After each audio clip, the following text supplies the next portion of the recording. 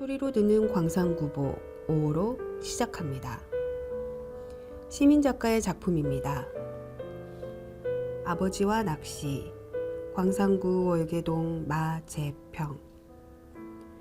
어린 시절 아버지를 따라 하염없이 걸어서 비아라는 곳으로 낚시 갔던 기억이 있다. 지나치게 부지런한 아버지가 그때는 미웠고 낚시는 힘들기만 했다. 내가 강주에 직장을 잡자 아버지는 낚싯대를 한 세트 만들어 건네주셨다.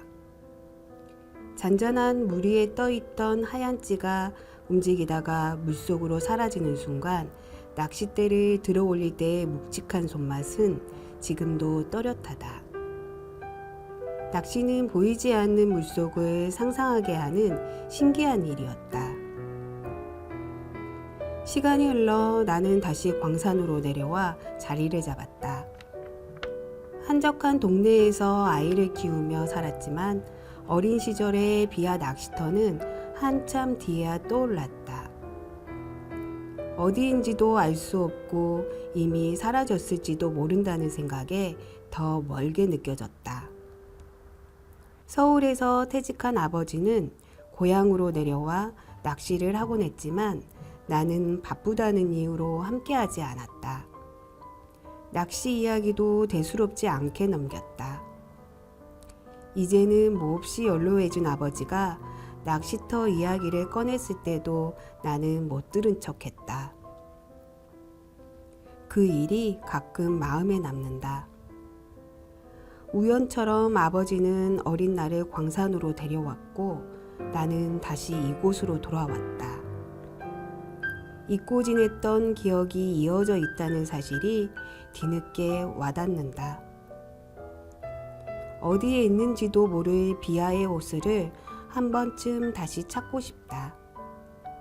그곳에서 아버지와 함께였던 시간과 그 낚시터의 분위기를 다시 가슴으로 느껴보고 싶다. 내일을 위한 나의 선택. 제9회 전국 동시지방선거를 앞두고 우리에게 주어진 한 표의 의미를 묻는다.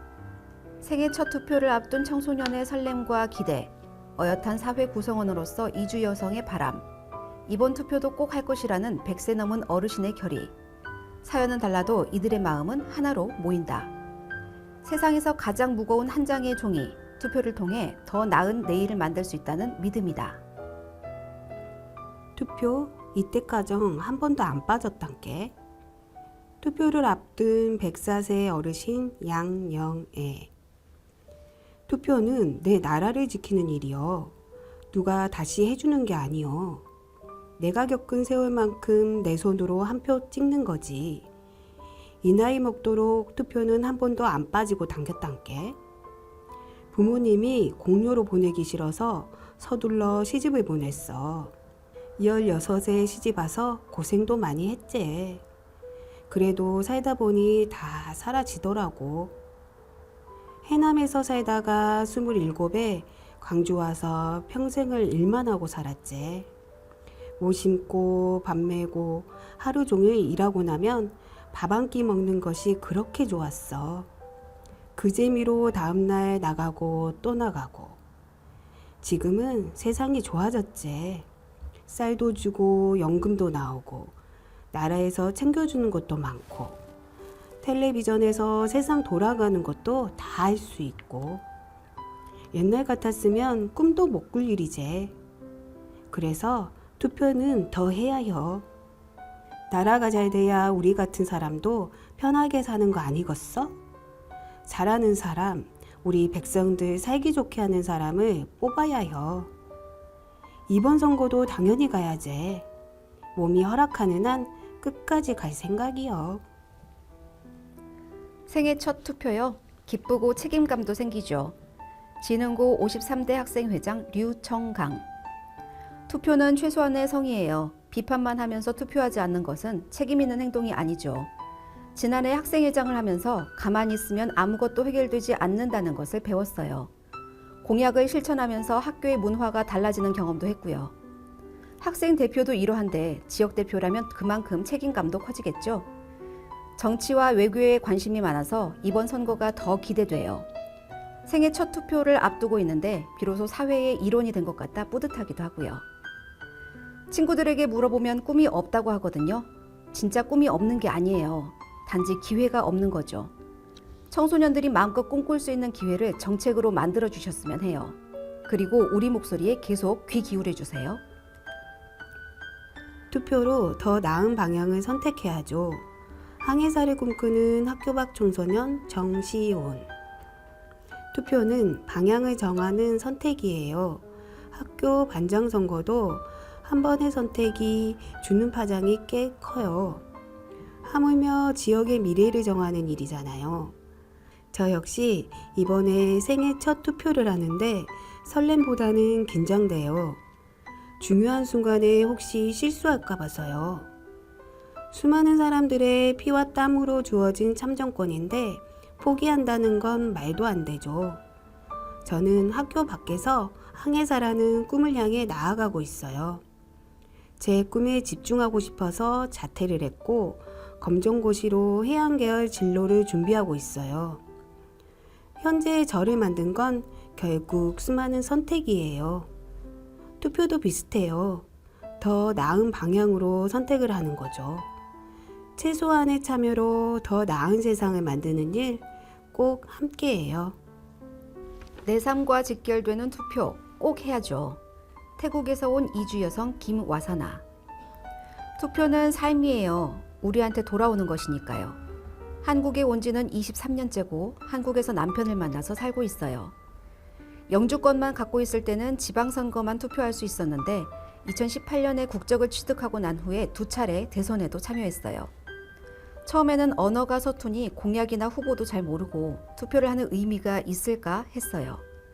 다문화센터에서 투표 방법도 알려주고 했던 것이 도움이 됐죠. 지금이요? 당연히 투표할 거예요. 이주 여성은 꼭 해야 해요. 정책이 좋으면 삶의 복지가 늘어나요. 결국 우리한테 돌아오거든요. 바라는 점은 실력을 갖춘 이주 여성이라면 더 나은 일자리를 가질 수 있다는 희망이 생겼으면 해요. 또 다문화 가정에서 아이들을 키우는 게 쉽지 않거든요. 부모들이 신경 써야 하는데 먹고 사는 게 바쁘니까요. 스스로의 노력도 물론 필요하죠. 정책적인 방향에서 지금도 충분히 좋지만 더 나은 방향이 있는지 고민해 주시면 좋겠어요. 이번 선거에는 저도 이 부분을 크게 보려고요. 달빛 아래 다시 만난 이름들, 망월동이 전하는 오울의 목소리, 망월, 달을 바라다. 보름달이 뜨는 밤 망월동 묘역의 망자들이 잠시 눈을 뜬다. 5월 광주의 주역들이 잠든 이곳에 오랫동안 나누지 못했던 이야기들이 되살아난다. 티격태격 다투다가도 손을 꼭 쥐는 연인, 오랜만에 아들을 마주한 어머니의 떨리는 목소리까지. 살아있을 때와 다를 것 없는 대화들이 망월동을 천천히 채워간다. 창작 뮤지컬 망월 달을 바라다는 국립 5.18 민주묘지가 있는 망월동에 보름달이 뜨고 그 사이 깨어나는 민주열사들의 이야기다. 2026년 국가공모사업인 문해회관 특성화 지원사업에 선정돼 광산구와 강주 뮤지컬단 다락이 주관하는 이 공연은 5월 14일부터 16일, 10월 30일부터 31일까지 총 5회 광산문화예술회관에서 이어진다. 극단 다락의 박수현 대표는 배은심 여사가 망월동에 안장됐다는 기사를 접하며 2020년 작품 구상을 시작했다. 2023년 처음 선을 보인 이 작품은 올해 윤상원, 박기순 열사의 이야기가 새롭게 더해지며 한층 깊어진 서사로 돌아왔다. 2023년 초연 당시 청소년 자녀를 데려온 한 어머니는 박 대표에게 5.18 민주화 운동을 아이에게 어떻게 설명해야 할지 고민이었는데 이 작품으로 대신할 수 있었다는 문자를 보내며 감사를 전하기도 했다. 이 작품은 망자들의 목소리를 빌려 광주 5월 정신이 오늘의 우리에게 어떻게 닿는지를 음악과 서사로 엮어낸다. 배우들은 세계의 묘역에서 펼쳐지는 장면을 노래한다. 1번 묘역에서는 DNA 감식으로 마침내 이름을 되찾은 무명 열사의 이야기가 펼쳐지고 2번 묘역에서는 이한열 열사의 어머니 배은심 여사가 새롭게 안장돼 처음으로 망월에 발을 딛는다. 3번 묘역에서는 영혼 결혼 38주년을 맞은 윤상원 박기순 열사가 사랑이 가득 담긴 대화를 나눈다. 망월 달을 바라다가 달은 5.18 소재 창작물과 구별되는 지점은 분명하다. 1980년 5월만을 이야기하지 않는다는 것이다. 박 대표는 5.28과 관련된 장면은 4분 남짓이고 세월호를 상징하는 영상도 잠깐 흐른다. 1980년을 넘어 민주주의를 지나온 시간들의 인물들을 함께 불러낸 이야기라고 작품을 설명했다.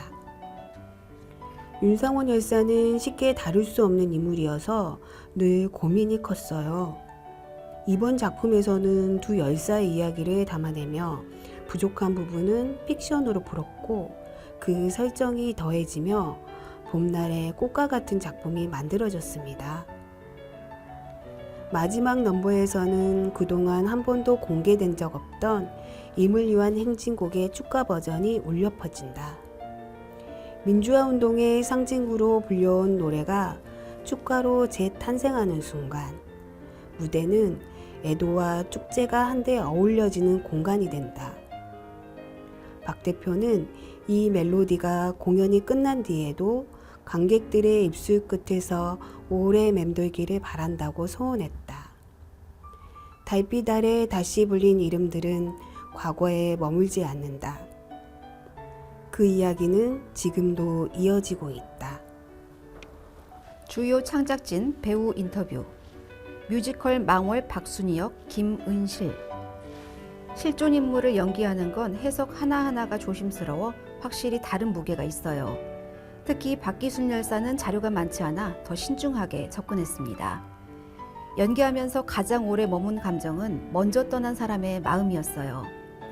끝을 함께하지 못한 데서 오는 후회와 슬픔, 그리고 윤상원 열사를 향한 미안함과 고마움이 더 크게 느껴졌습니다.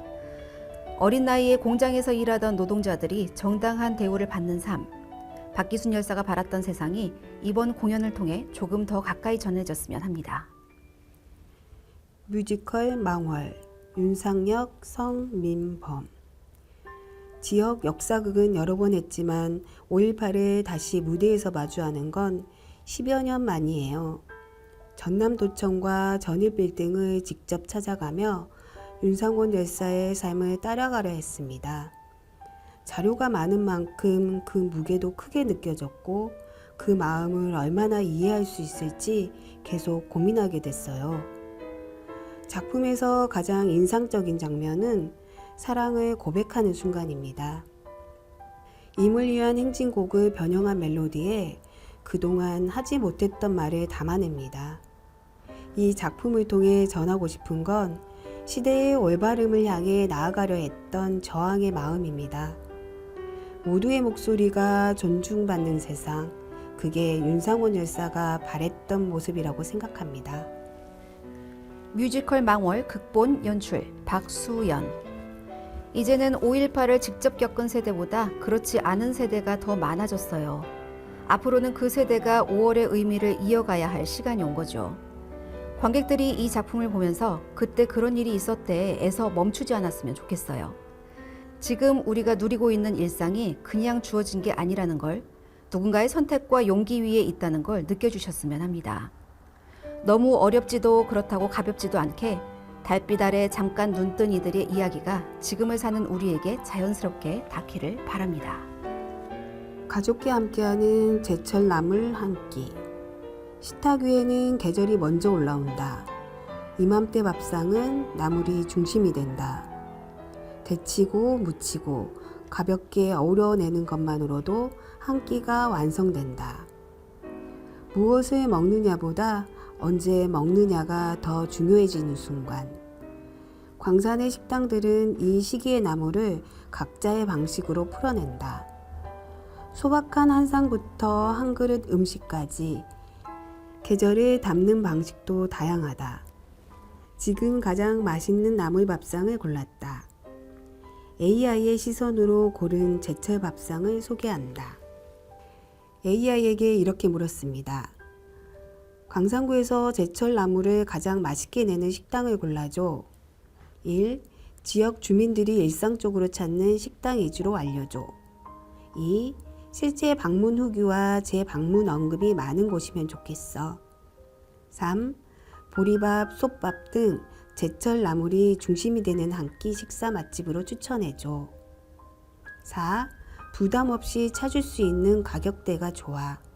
이 조건을 중심으로 계절을 만끽하기 좋은 나물 맛집을 골랐습니다.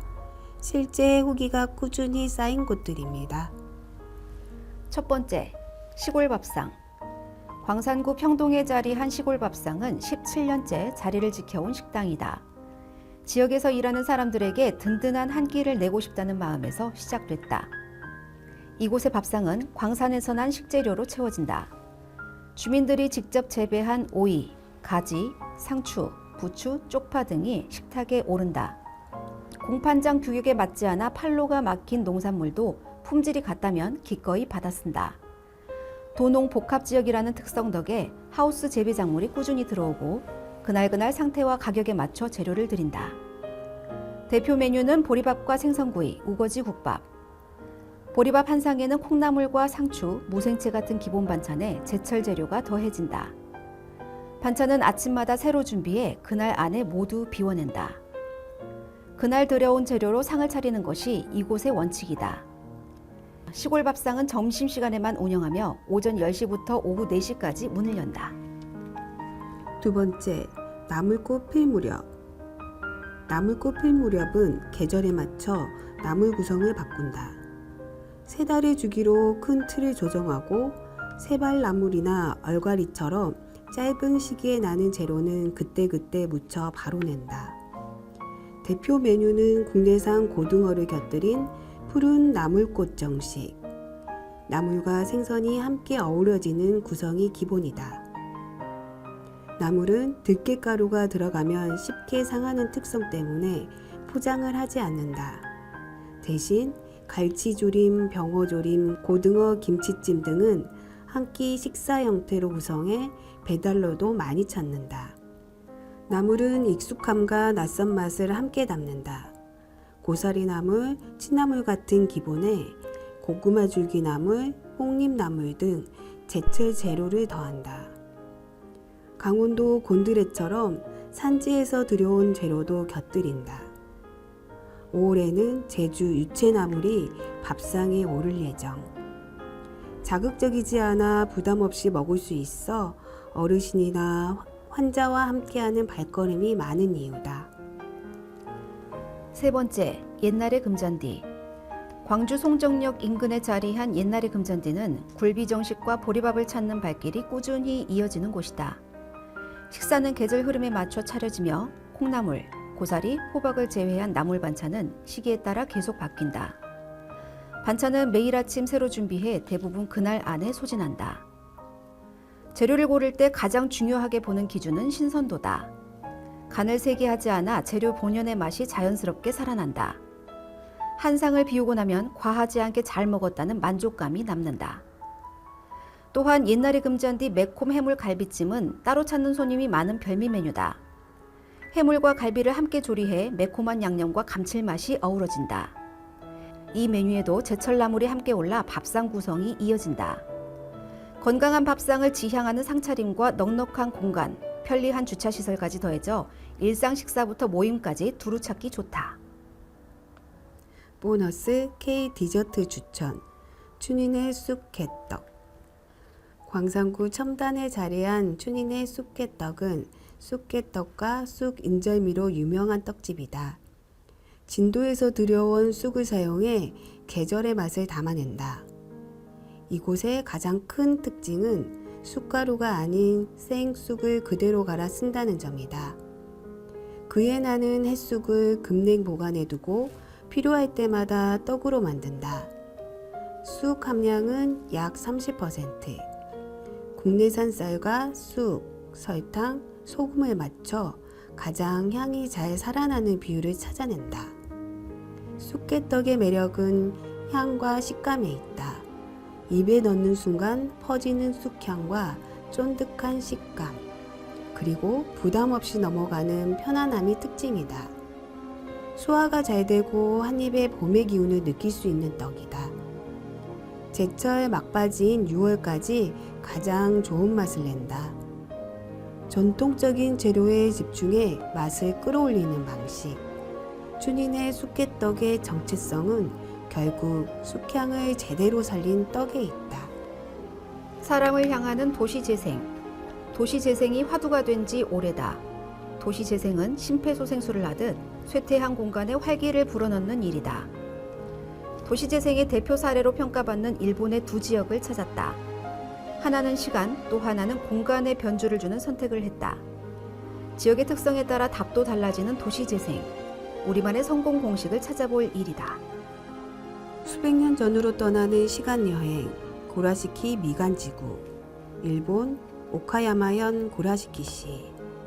시간이 멈춘 듯 수백 년 전의 거리가 눈앞에 펼쳐진다. 버들가지 흐드러진 운하위에 미끄러지듯 흐르는 뱃사공의 모습이 고즈넉하다. 오카야마현의 대표 관광지인 고라시키 미간지구다. 이 거리는 과거의 시간을 고스란히 품고 있다.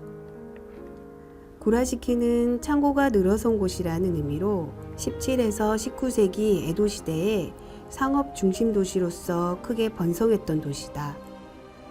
운하를 통해 쌀과 소금, 면화를 쉴 새 없이 보내던 거점이었지만 산업 구조의 변화로 쇠락의 길을 맞이한다. 더 빠르게 많은 물자를 나눌 수 있는 수단이 생겨나면서 운하 물류를 핵심으로 한 경제 기반이 무너진 탓이다. 멈춘 듯 보였던 도시는 새로운 국면을 맞는다. 운하를 중심으로 형성된 창고 건물과 고택을 관광자원으로 바라보게 되면서부터다. 고라시키시는 강력한 경관조례를 통해 과거의 유산을 보존하는 데 집중한다. 전통 가옥의 외관을 보존하고 수리비를 전격 지원한다. 방적 공장은 복합 문화 공간으로, 곡물 창고는 카페로 새 옷을 갈아입었다. 이곳은 연간 300만여 명이 다녀가는 대표 관광지이자 도시재생의 성공 사례로 손꼽힌다. 그 이면에는 주민들의 숨은 노력이 있다. 전통의 가치에 공감하면서 사유재산인 가옥을 수리할 때도 경관을 최우선으로 고려하며 일상의 불편을 기꺼이 감수한다. 그림처럼 아름다운 경관은 모두 함께 과거의 시간을 소중하게 지켜낸 산물이다. 버려진 공간이 예술로 소생하다. 나오시마 예술섬. 일본 가가와현 나오시마. 일본 도심에서도 몇 시간 걸려 닿는 작은 섬에 세계 각국의 예술 애호가들이 모여든다. 섬 전체가 하나의 예술작품인 나오시마다. 애써 섬에 와도 편리한 교통수단을 찾기 어렵다. 느리게 해변을 걷거나 자전거를 타며 골목을 누비는 일. 이 섬이 사람들을 초대하는 특별한 방식이다. 베네세 홀딩스 기업의 자본과 안도 다다오라는 세계적인 건축가의 만남으로 이곳은 현대예술의 실험적인 무대가 됐다. 건축 미학을 담은 지중미술관에서 클로드 모네의 그림을 마주하고 이유환 미술관에서 한국 출신 이유환 작가의 회화와 조각을 만난다. 평범한 부두에도 설치미술이 있고 빈집마다 작가의 개성이 넘치는 작품이 기다린다. 마치 보물섬처럼 찾아오는 수고를 잊을 만큼 충분한 예술적 보상을 제공한다. 이곳의 도시재생 해법은 공간의 변주다. 한때 구리 재련 공장이 들어설 만큼 외면받던 작은 섬이 세계가 주목하는 예술 명소가 됐다. 육지와 단절된 외딴 섬이라는 단점은 되레 예술을 조용히 감상할 수 있는 최고의 장점으로 바뀌었다. 바람결에 날리는 빨래 너머로 세계적인 작품이 공존하는 장면은 일상과 예술의 경계를 여지없이 허문다. 쇠퇴한 공간에 활기를 불어넣는 도시재생의 방법은 하나가 아니다. 시간에 주목하거나 공간에 변주를 준다. 전통을 고수하기도 하고 새로운 창조를 덧입히기도 한다. 장점을 살리기도 하고 단점을 장점으로 승화시키기도 한다. 성공적인 도시재생의 유일한 공통점이 있다면 결국 주민들의 삶을 중심에 놓고 이루어져야 한다는 것이다. 정책 브리핑. 이달의 강산구 주요 정책을 간결하고 명확하게 요약해 전달합니다. 새로운 변화를 한눈에 확인하세요. 오감으로 즐기는 우리 고장 문화유산. 딱딱한 역사 유적이 아닌 생생한 체험 공간으로 우리 고장 문화유산을 느끼는 기회가 올해도 열렸다. 월봉소원에서는 살롱드 월봉, 연극 월봉 로맨스로 대표되는 인문학과 예술이 함께한 프로그램을 만날 수 있다. 무양소원에서는 사전 약방문, 청년 선비와 같이 남녀노소 누구나 즐기는 소통형 콘텐츠가 기다린다. 용화생가와 김봉옥 가옥에서는 시문학교실과 시인학교 등 문학 관련 콘텐츠를, 신창동 유적을 주제로 시간여행을 떠나는 프로그램도 있다. 신청은 월봉소원 누리집에서 가능하다. 마을 행정사와 함께라면 복잡한 행정도 척척. 행정 업무로 어려움을 겪는 시민들이 무료로 도움을 받을 수 있는 맞춤형 창구가 생겼다. 매주 목요일 오후 2시부터 4시 구청 1층 민원봉사과에서 마을 행정사 상담 창구가 운영된다. 분야별 전문 행정사 8명의 재능 기부로 인허가, 행정심판, 토지보상, 외국인 출입국 민원, 산재노동 등 다양한 분야의 행정 업무에 대한 무료 상담을 받을 수 있다. 광산구에 주소를 둔 주민이라면 누구나 무료로 이용할 수 있다. 방문이 어려운 시민들은 전화, 전자 우편을 통해 비대면 상담을 이용하면 된다. 제4기 감자 서포터즈. 감염병 예방 홍보 앞장. 감염병으로부터 자유를 꿈꾸는 감자 서포터즈 4기가 출범했다. 광산구는 지난달 2일 광산구 보건소에서 발대식을 열고 4기 감자 서포터즈 60명을 대상으로 위촉식을 진행했다. 이들은 오늘 11월까지 지역사회 감염병 예방과 건강정보 확산을 위해 다양한 온라인 홍보와 현장 활동을 펼칠 예정이다. 한편 감자 서포터즈는 2022년부터 청년들의 창의적인 아이디어와 SNS 활용 능력을 바탕으로 감염병 예방 문화를 확산하기 위해 매년 선발돼 활약하고 있다. 자연과 교감하는 아동 마음숲 프로그램. 광산구가 아동들이 학교 안에서 자연과 교감할 수 있도록 2026 아동 마음숲 프로그램을 확대 시행한다.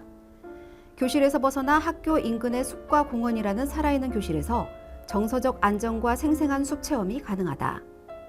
올해는 지난해보다 119% 증가한 24개 학교 4,571명의 학생이 신청했다. 아이들의 마음을 어루만지는 초록빛 복지인 생태교육은 12월까지 10개월간 진행된다. 자세한 사항은 녹지산림과로 연락하면 된다. 본격 무더위 오기 전 해충 선제 방역 돌입. 광산구가 여름이 오기 전 감염병 예방을 위해 선제 대응을 시작한다. 모기와 진드기 등 해충 발생 시기가 앞당겨짐에 따라 4월부터 10월까지 집중 방역 소독을 진행한다. 이 기간 전문 방역 업체가 21개 동 전역을 돌며 감염병 매체 서식처를 집중적으로 소독한다. 보건소에서도 자체 인력을 동원해 취약 지역에 대한 방역 관리를 진행한다. 세부 방역 계획은 구 누리집에 공개될 예정이다.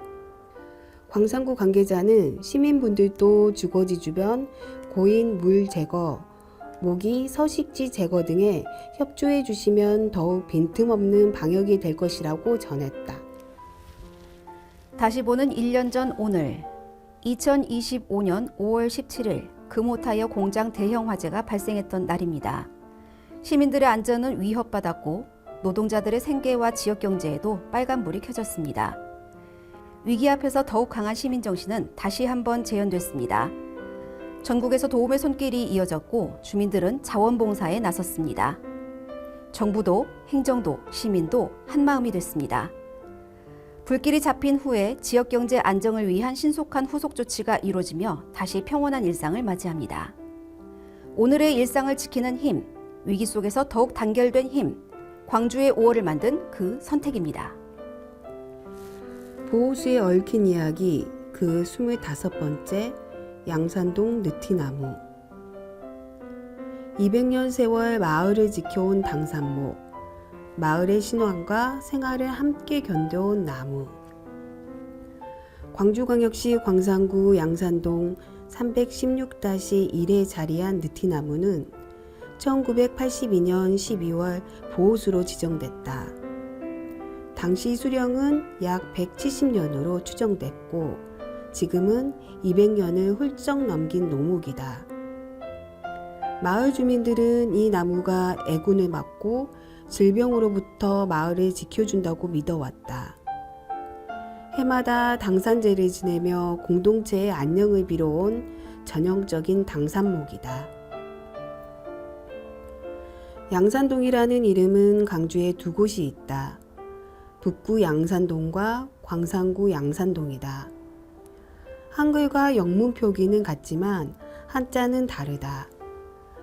광산구는 어질 양을 써 어진 마을이라는 뜻을 담고 있고 북구는 볕 양을 써 따뜻함의 의미를 지닌다. 이 때문에 택시를 타고 양산동을 말하면 엉뚱한 곳에 내려지는 해프닝도 종종 벌어진다. 광산구 양산동은 본래 나주군 장본면이었으나 1910년 한평군에 편입됐고 1914년 행정구역 개편으로 여러 마을이 합쳐지며 나주군 본량면 양산리가 됐다. 이후 1949년 광산군에 편입되며 지금의 행정구역으로 이어졌다. 이 느티나무는 다른 보호수보다 높은 지형에 자리하고 있다. 도로 개설 과정에서 일부 뿌리가 잘려나갔고 주변에 요양원이 들어서며 물길도 원활하지 않다. 그 영향으로 해마다 굵은 가지와 줄기가 말라가는 모습이 보인다. 느티나무는 햇빛을 좋아하는 양수로 일조량이 부족하면 생장이 어렵다. 이 나무의 규모는 높이 16m, 가슴 높이 지름 1.74m, 둘레 4.8m, 수간 직경 22m에 이른다. 사월이 되면 잎눈이 빠르게 자라며 실록을 드러낸다. 땅의 온도가 오르고 수분 공급이 원활해지면 옥신과 탄수화물의 작용으로 새싹이 돋는다. 느티나무는 소나무처럼 한 번만 자라는 고정형이 아니라 계절에 따라 여러 차례 잎을 내는 자유형 수종이다. 가을에도 새 잎이 돋는 이엽지 현상이 나타난다. 간혹 잎이 작거나 갈색으로 변해 죽은 것처럼 보이기도 한다. 이는 열매가 영양분을 많이 소비하기 때문으로 다음에 새 잎이 나면 생존 여부를 확인할 수 있다. 6월, 7월에는 가지에 혹처럼 솟은 구조물이 보이기도 한다. 이는 진딧물의 일종인 외줄면충이 만든 것으로 주변에 대나무가 있을 경우 더욱 번성한다. 여름에는 대나무에서 생활하다가 가을이 되면 느티나무로 돌아와 겨울을 난다. 느티나무는 우리 주변에서 가장 흔히 볼 수 있는 보호수 수종이다. 그 중에서도 이 나무는 오랜 시간 마을의 중심에서 사람들과 함께 살아온 상징적인 존재다. 지금까지 소리로 듣는 광산구보 오우로였습니다. 끝까지 들어주셔서 감사합니다.